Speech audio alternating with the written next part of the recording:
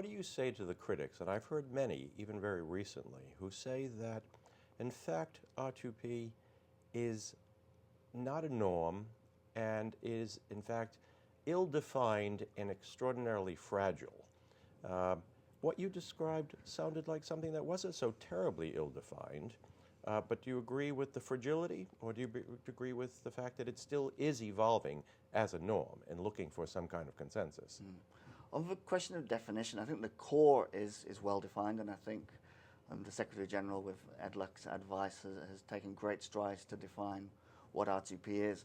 But there are still edges around the side that require further clarification. This is why, for example, the forthcoming debate in the General Assembly is going to be so crucial, and hopefully it will be the first of several debates in the General Assembly that will help to further clarify the principle.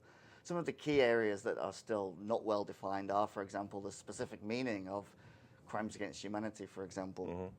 We in the West tend to take the Rome Statute as a guide to what counts as a crime against humanity.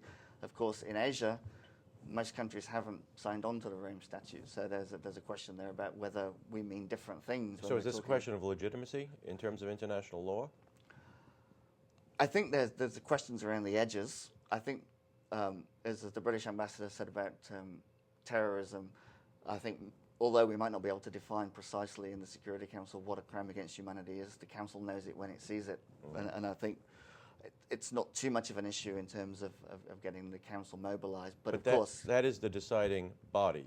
The R2P relies on the decision of the Security Council, which some would point out, of course, is an anachronistic body, 65 years old and unreformed. Are you comfortable with that? Are the people who are advocates for R2P comfortable in residing the ultimate authority with the Security Council?